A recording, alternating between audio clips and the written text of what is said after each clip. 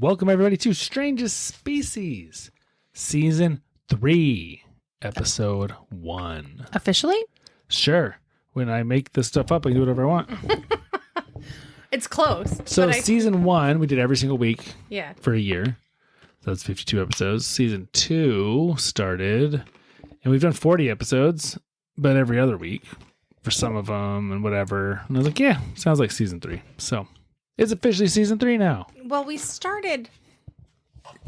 Yeah, it would be somewhere right around this time frame. Correct. Like our first... A little bit before 4th of July. Yeah, so right around this time frame. Yeah. So it's about appropriate. It's very appropriate. Yeah. Season 3, Episode 1. Season 3, Episode 1, everybody. Boom, boom. If you live in the United States of America or Canada, maybe other places, I don't know. It is Father's Day, even though it will be very after Father's Day when we release this episode. Happy Father's Day to all the father figures and anyone who strives to be fatherly. There you go. It is Father's Day today. You and I have massively busy next 2 to 3 weeks. Massively. Good things, but not around for almost 3 weeks straight. But once that's over, then life will chill a little bit. Yeah. Yeah. That's the biggest chunk of our busyness this summer. Biggest chunk of the chunkiness. Yeah. It was the 3 weeks. Next 3 weeks. So. Yeah. I'm taking off to Vegas here with one of our sons for a conference. You're going to Canada for one day. A night. Yep. You'll be in the car probably longer than you'll be there. Oh, for sure. Mm-hmm. For a retirement / kind of high school reunion party. Then you are going to go to girls camp. And I'm going to go youth camp for a whole week, and you're going to go to youth camp day or two. Then we're going to go to Canada as family for family reunion, and then 2 national parks. Yeah. Waterton and Banff. It'll be great. Yep. And Canada Day. Won't make any money this month. And then 4th of July back in the States, celebrating that, and then back home. So it's a lot. Bam. Cool. So, yeah, lots of fun stuff. Good stuff. We're going to a dessert party tonight. Yeah. Father's Day / 70th birthday dessert party. So that should be pretty diabetic-y. We have our favorite tuxedo Costco cake thing. It's good, man. It's so good. That thing, I said this to Ethne last night. She didn't agree with me, but it's 100% true in my opinion. That is like grown-up Little Debbie food. Which sounds absolutely disgusting. It's like if you took a ding-dong and you made it fancy, it would be that cake. This is nothing compared to that. You cannot even put them in the same qualifying categories. But I just did. No, but you can't. But I did. But you so can. I can, apparently. Not for anyone else that would even... Yeah, no. They would not agree. Well, I think some would. No. Yeah. All right. Okay. On that note. So to open up Season 3, what shall we talk about? I mean, I think in honor of talking about the strangest species, which is us humans, Homo sapiens, if you will, I think we should talk about a strange human. Yeah, I mean, that's kind of a cop-out. Well, I mean, I feel like I'm right, though. Yeah, I'm kind of. We're not really talking about a strange human, no. We're talking more about a strange event. There are humans involved, though. So, I mean, you're kind of still wrong, even with your generically inappropriate answer. But an event involving humans. Can you give me a hint so I can be remotely close? Let me ask you this question. Okay.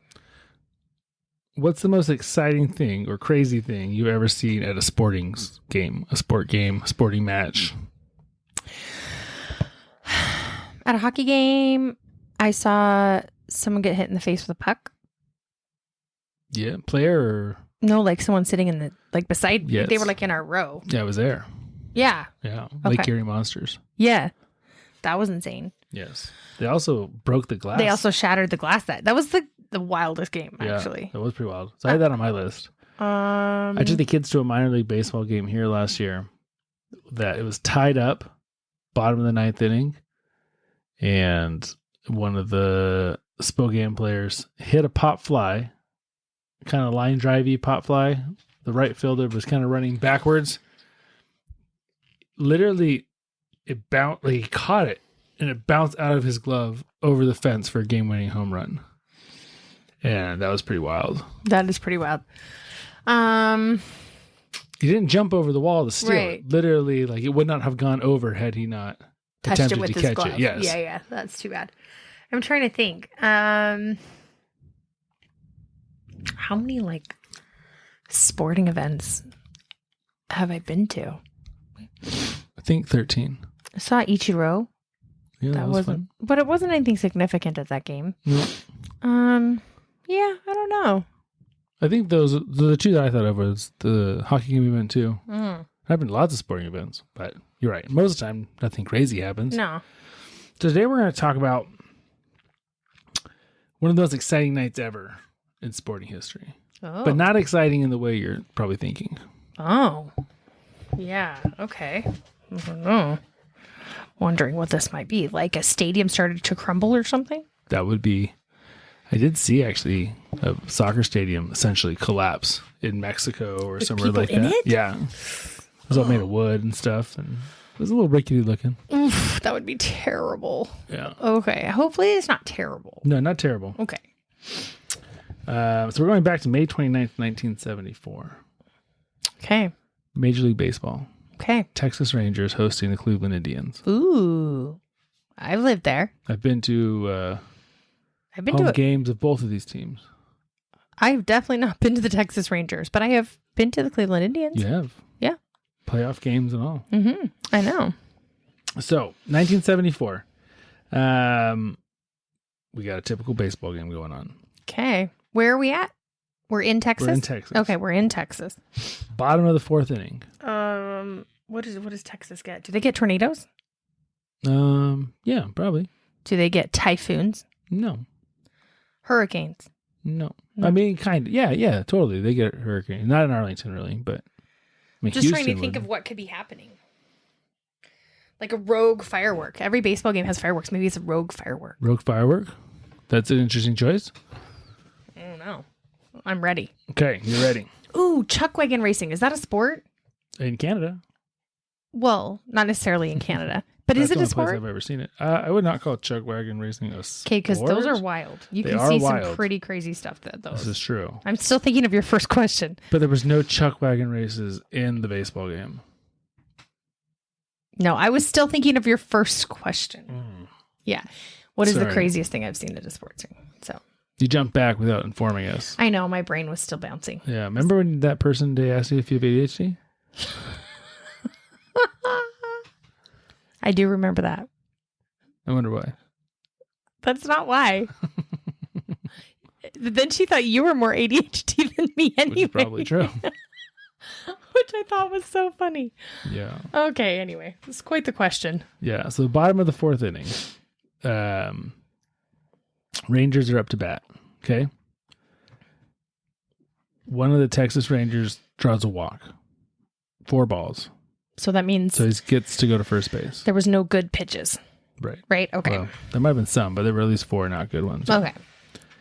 Next play up, guy by the name of Lenny Randall hits a single.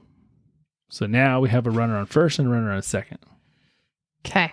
It's only called a single if you have a runner on first. And a single if you only get to first base. Oh, okay.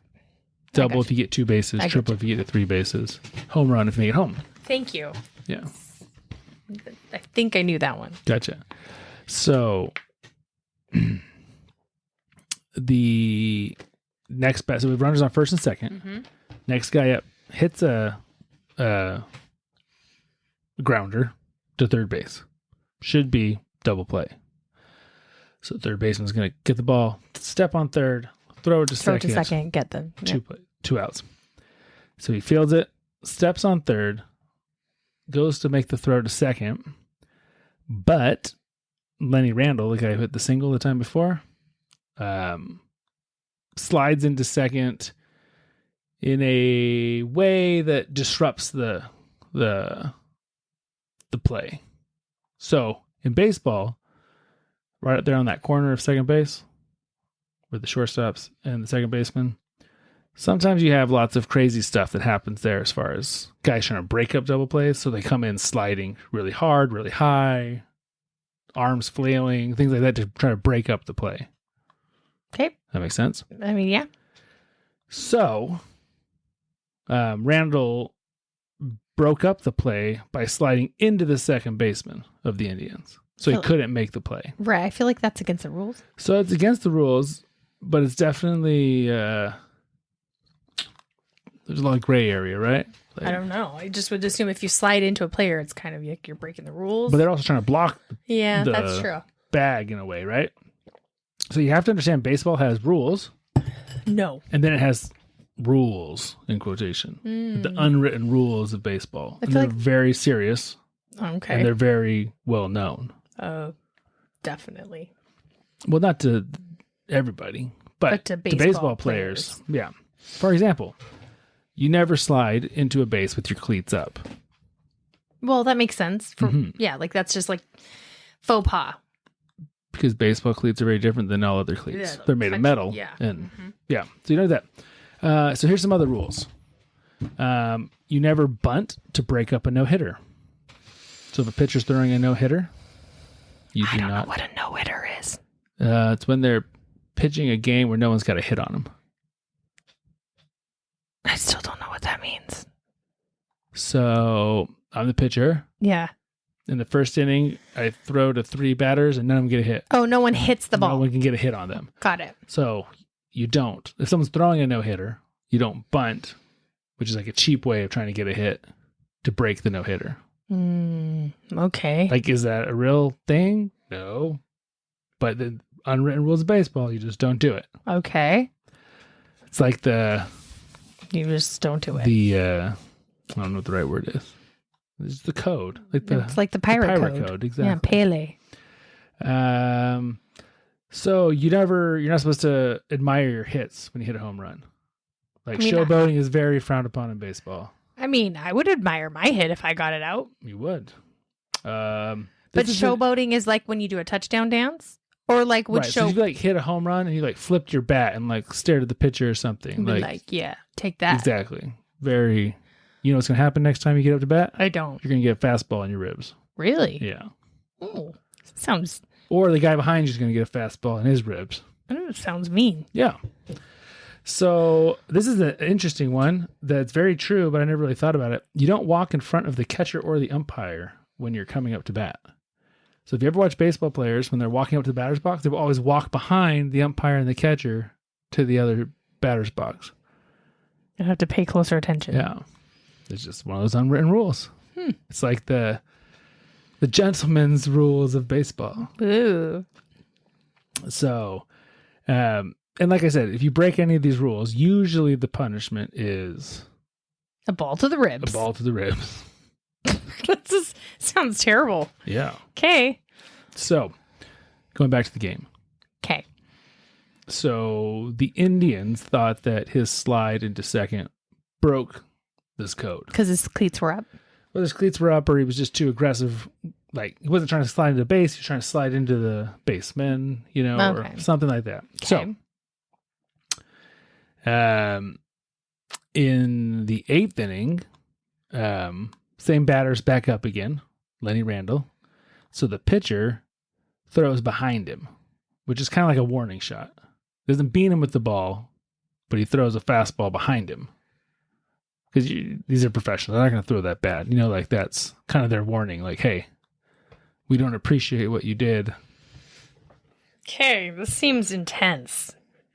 It is intense. Because if you accidentally hit somebody with that ball, you can really hurt them. Yeah. These guys throw 90 plus miles an hour. Right. Okay. Every once in a while, you get someone who can throw 100 plus miles an hour. Okay.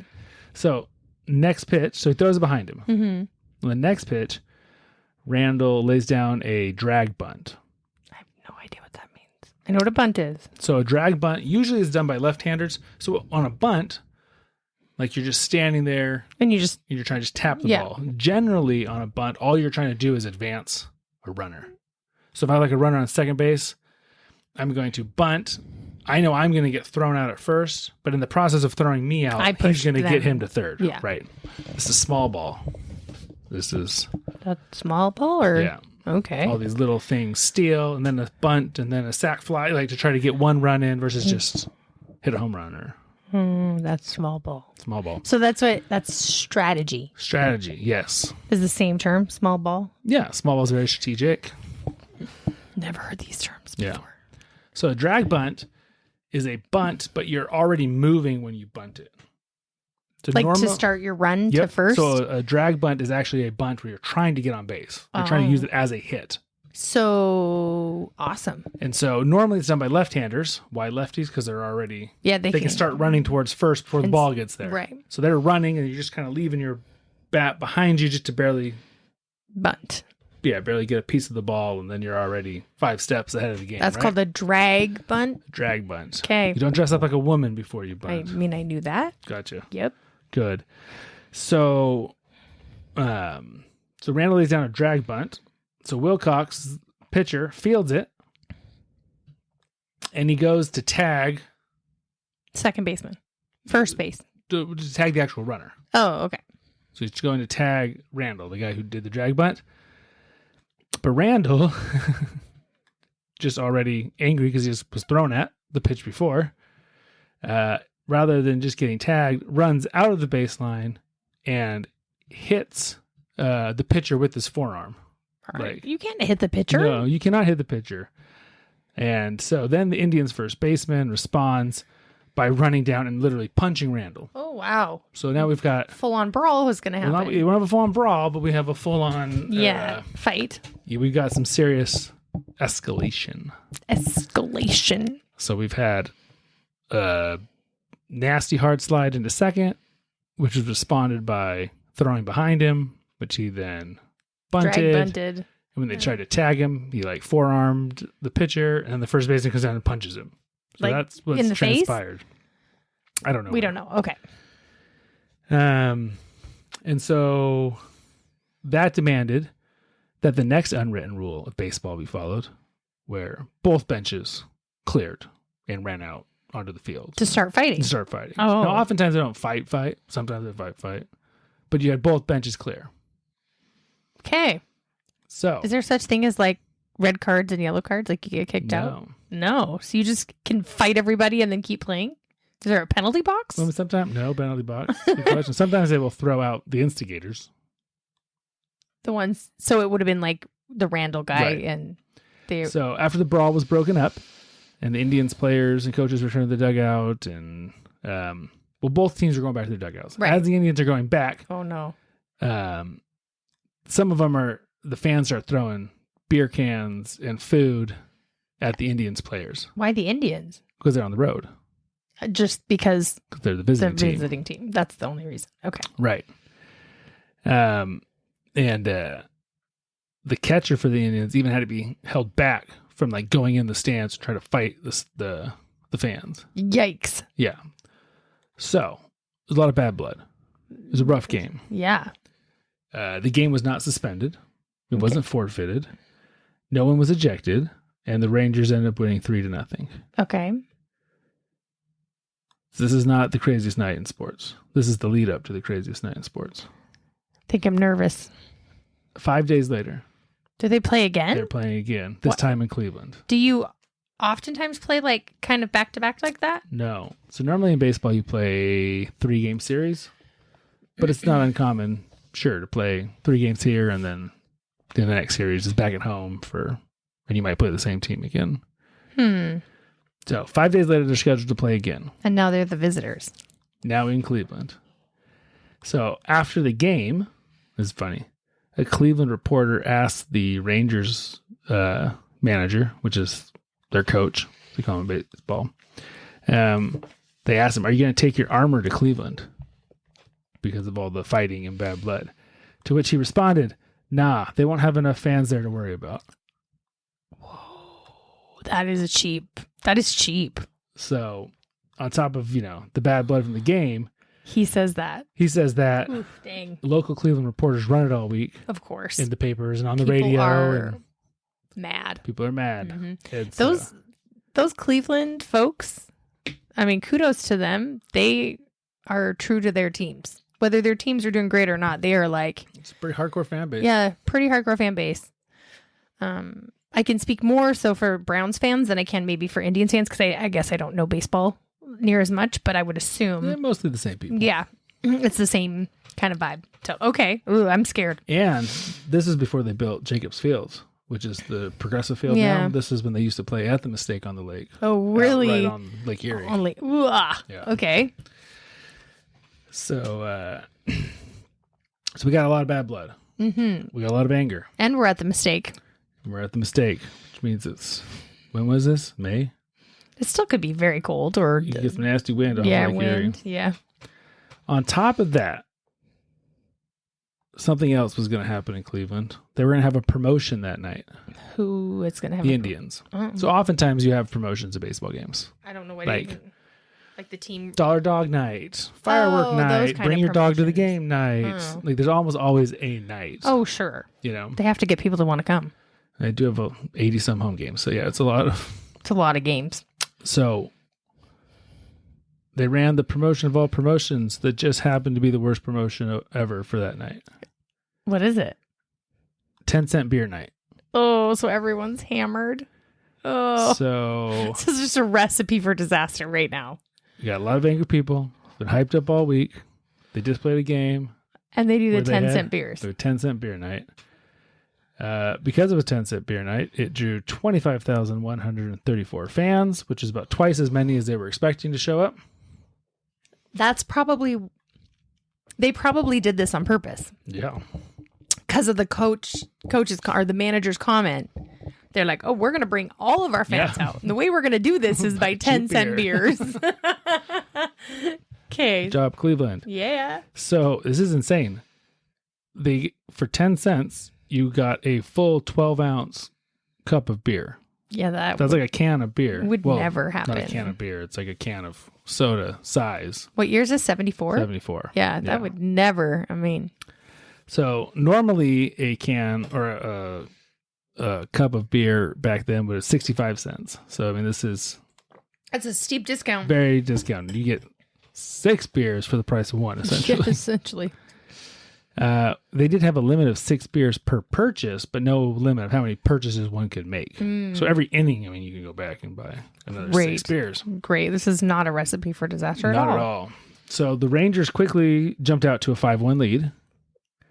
And meanwhile, but throughout the whole game, the crowd is, while they're down 5-1, the crowd's getting hammered. Like they're warming up, getting more and more drunk and more unruly.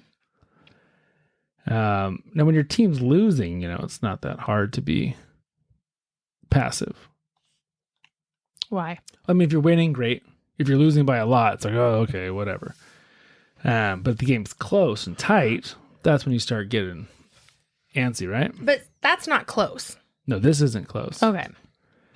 But we're going to talk here in a minute. Okay. Because the Indians come back and get it going. Okay. So, question though. What sort of things do you think you get from a crowd in Cleveland when they are getting progressively more and more drunk?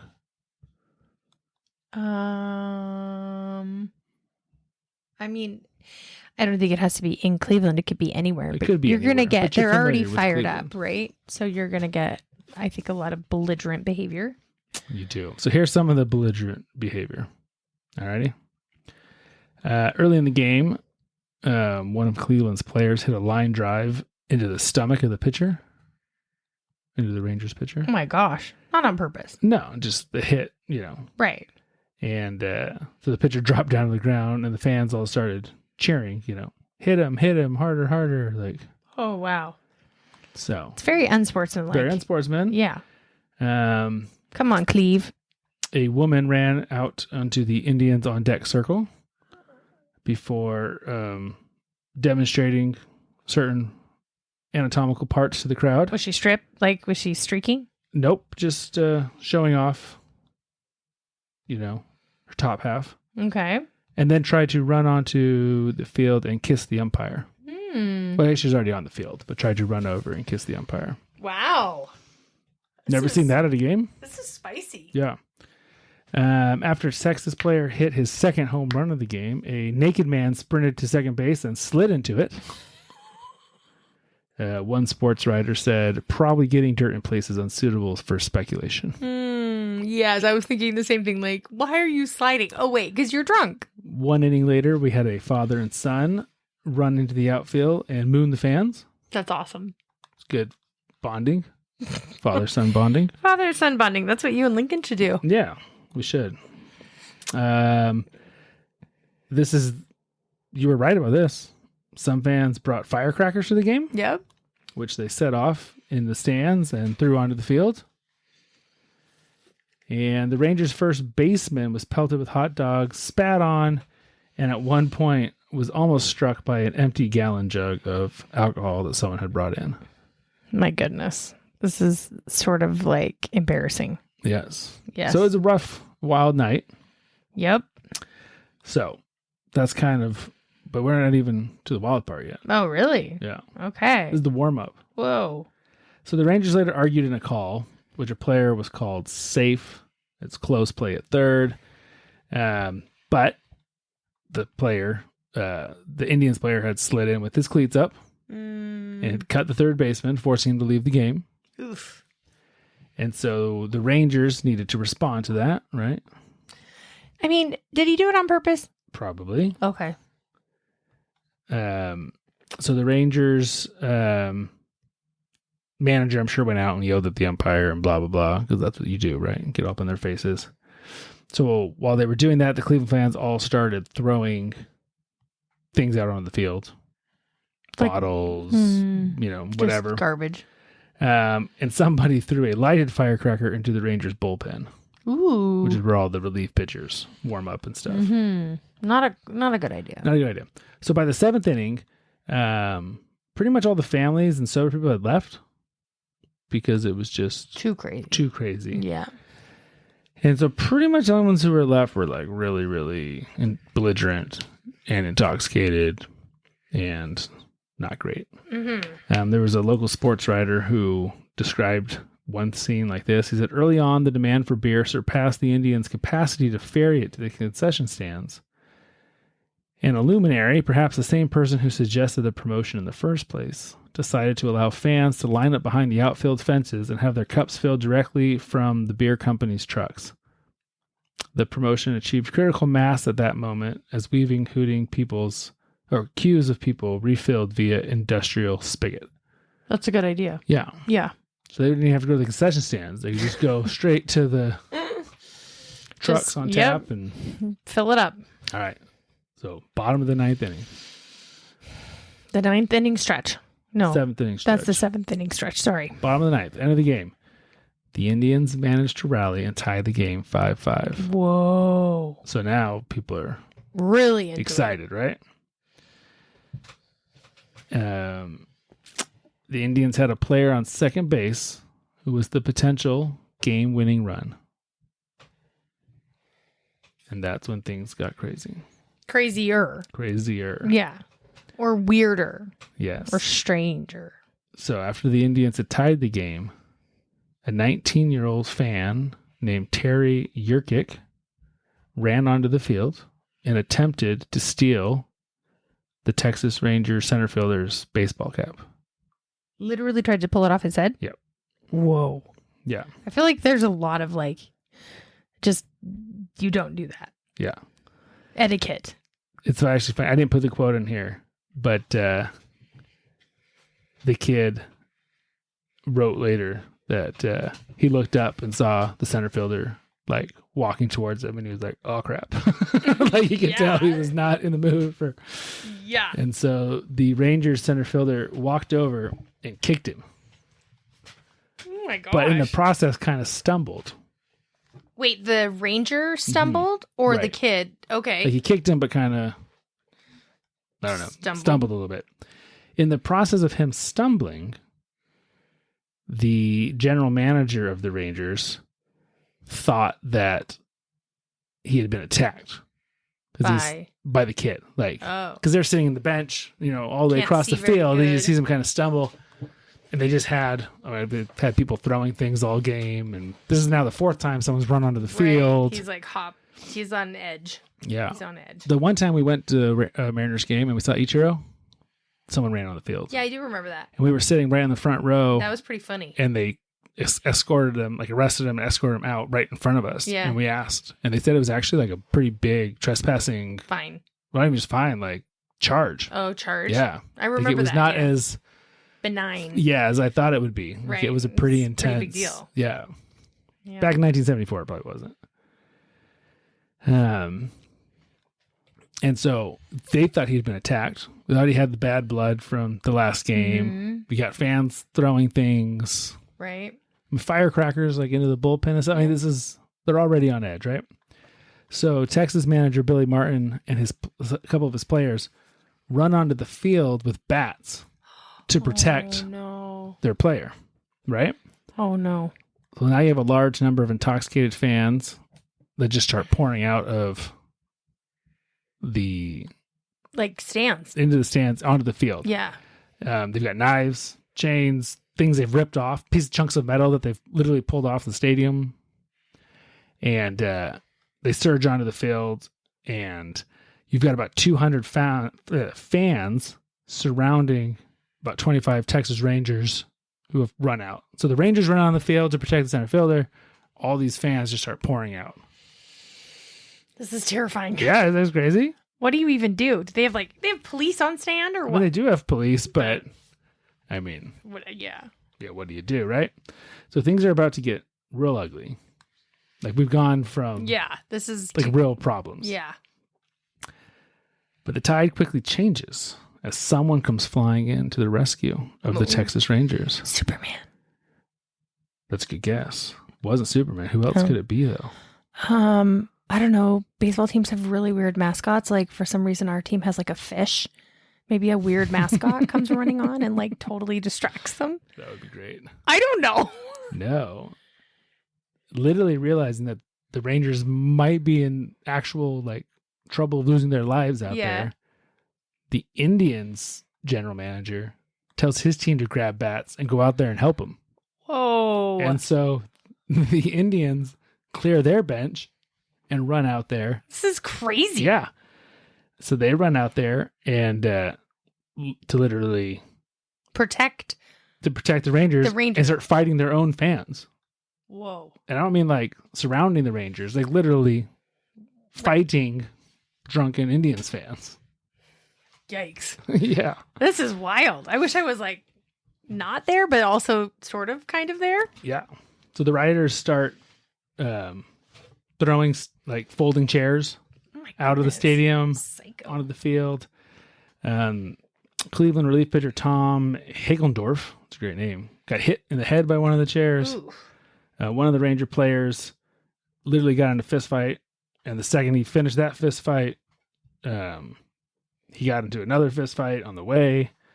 One of the Rangers catchers, who was a former Indian, also got in a fist fight with a fan. Oh my goodness. So the two teams together retreated, like backpedaling, off the field together, back into their dugouts, into their locker rooms, where they literally locked the doors and locked themselves into their locker rooms. Well, there's all sorts of hundreds of drunken, enraged fans tearing the place apart, stealing the bases. Crazy. Yeah. Like. Only in Cleveland. I mean, really, it's kind of embarrassing. Your river catches on fire and you attack your own team. But at least they're not Detroit. At least it's not Detroit. So true. Anyone listening from Detroit, we love Detroit too. Yeah. Like, it's just a song. But a very true song. Well, I don't actually know enough to know. I've only been to Detroit once. Well, I don't know enough to know either, other than it's true that that's what you say in Cleveland. Yeah, that's what they say. Yeah. Yeah. And so both teams are locked away. The head umpire, the one who tried to get kissed earlier. He didn't try. Well, avoided getting kissed. Yeah. Someone else tried to kiss him. Realizing that there was no chance to restore order to the game or finish the game, forfeited the game to the Rangers. Why? Well, it's the Indians fans who are ripping the place apart, right? So is the umpire a part of the team? Or is he hired like the ref? Yeah, he's a ref. So he's a neutral party in theory. He doesn't travel with them or do anything. Okay, interesting. Yep. But he too was even a victim of one of the rioters. He got struck in his head with part of a stadium seat, and his hand was cut by a thrown rock. Gee whiz. Yeah, he later called the fans uncontrollable beasts, and he'd never seen anything like it except for in a zoo. I mean, sounds about right. Yeah. I just think they should not have done 10-cent beers. Well, I mean, I think if you would have taken that little piece of the puzzle away, you would never have gotten this. Agreed. I really don't think so. Even with everything else that had happened, there's already everyone's on edge and there's been a bunch of talk and whatever. You take that element out, and I don't think any of this would have happened.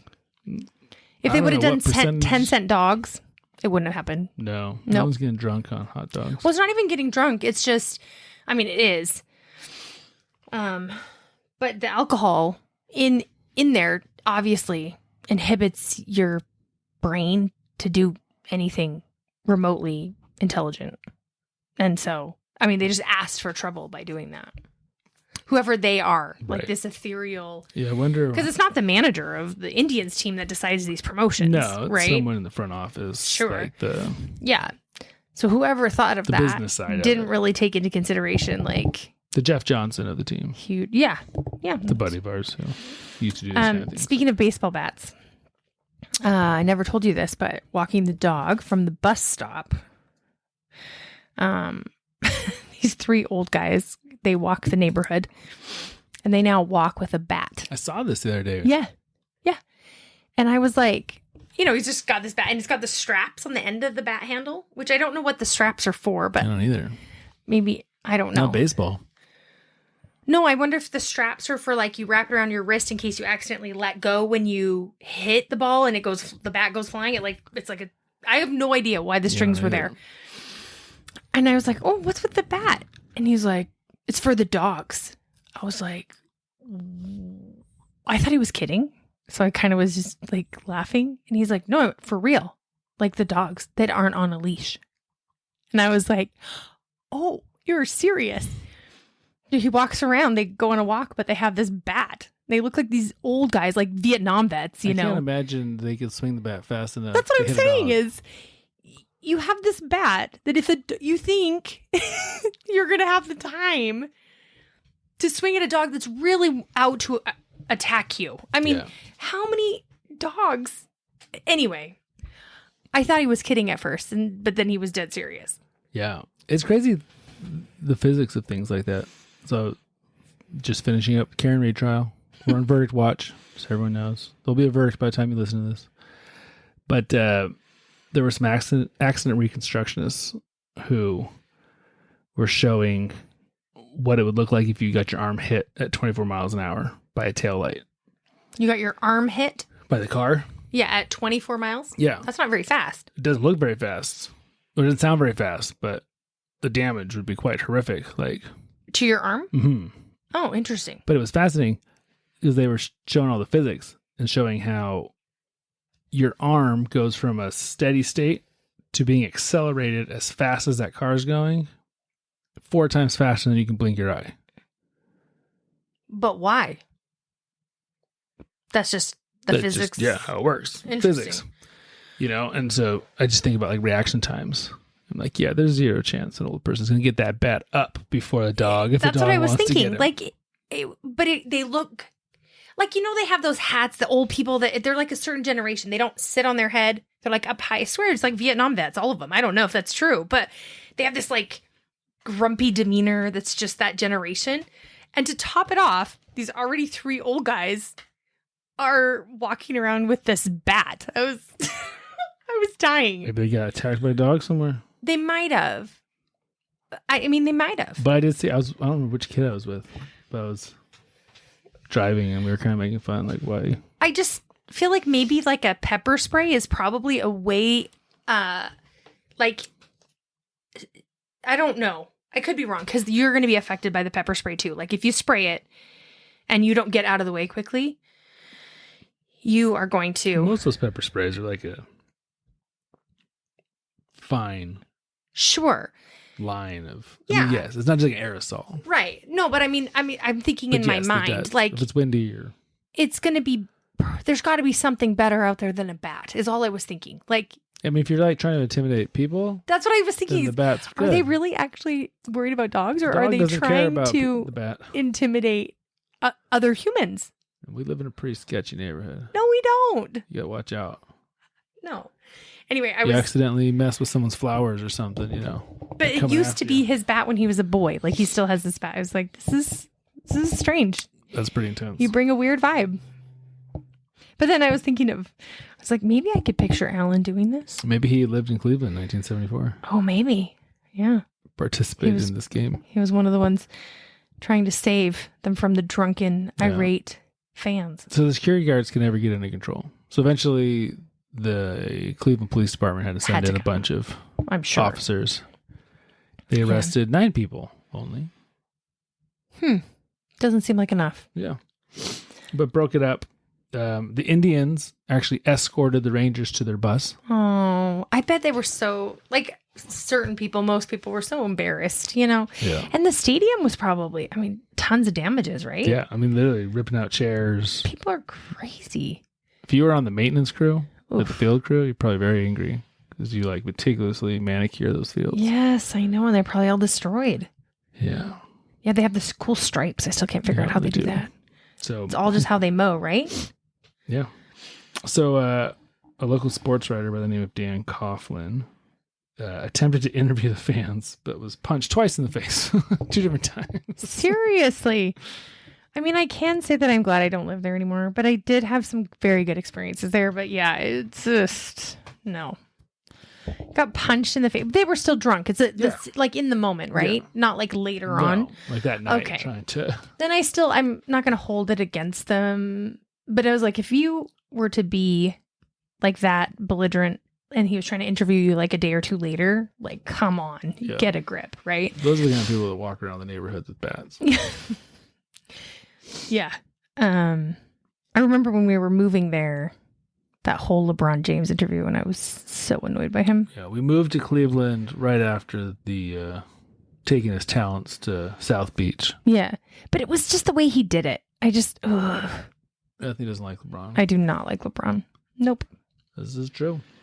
Yeah, that's okay. Yeah. We don't have to be besties. I went to the first game. Against the Heat? And when he came back to Cleveland. Yeah, when he came back. That was pretty... I'm surprised this didn't happen then. That's true. There were a lot of jersey burnings and There were a lot of fired up. Yeah. The only other thing I can remember is in Calgary, and it was... My family could remind me of this, but it was during the hockey playoffs, and I want to say we were playing another rival Canadian team. Maybe even Edmonton. I don't remember, but like all of 17th Avenue, it was like the red flame. I don't know. Were we married then? Does this sound familiar? Or is this when I was a kid? Like all the streets were filled with all these people in the red Calgary Flames jerseys. And it was like, you know, when you get that many people together, it can just turn into a little bit of pandemonium. And I think they were angry about something. I'm going to have to ask my dad. I'm going to have to call him for Father's Day. And I'll just... A few years ago. Well, it's quite a while now. But they had a term for it. But like in Vancouver. The Canucks. Like, I don't know if they won or they lost. They totally destroyed the whole downtown. Yeah. Flipping cars. So embarrassing. Burning stuff. You're like, why? Why are we doing this? Like... It's a way to celebrate or show your disappointment. I can't remember if they won or lost. Well, I think they won. And then they were like on a crazy... Which makes even no more sense. Like, so they're winning, so now let's destroy everything? I mean, even if it's like you're a sore loser, but you're also a super poor winner if you're going to do that. It's like you're rubbing it in everyone's faces by destroying people's property. Definitely, they didn't win because the Canadian team hasn't won in like 30 years. I know. I think that's why. And I think they felt like something was called wrong or they should have won or who knows what. So they definitely weren't celebrating a win. And the Panthers are up 3-2 right now. I know. I don't want to talk about it. Let's not then. It just... Alrighty, everybody. Heart. Well, you guys enjoy your summer. Unless you're somewhere where it's not summer right now. I mean, it's basically summer almost everywhere except for like Australia. Yeah. We have a fair amount of Australian listeners. I know, but I mean, anywhere else that I don't know of? No. What about New Zealand? Well, that would be, yes. What else is over there? That's about it. Just those two kind of have I don't opposite. think we have any listeners in Tanzania. No, not Tanzania, Tasmania. I was like, I don't really know how that relates, but maybe we do. You haven't looked in a long time at where. Yeah, I was going to say you need to check it out. But anyway, well, thank you for listening and dealing with our antics. And it's kind of embarrassing. Cleveland fans. Shame on them. Yeah. I mean, the moral of the story is don't get drunk, basically. Drugs are so bad. Drugs are so bad. I guess alcohol is a drug, so there you go. Yeah. Yeah. A lot of problems in the world would go away if there was no alcohol. It's true. So there you go. That's the whole moral of the story. Don't do $10 beer deals. 10-cent beer deals anywhere. No. And you'll be safe. There you go. Yeah. All right, everyone. Have a wonderful week, and we will be back. Well, actually, I guess have a wonderful 2 weeks. And we'll be back again. We'll be back for episode 2. Oh, yeah. Season 3. Stranger Species. Dun, dun, dun. Or Stranger Things. No. Just kidding. All right, everyone.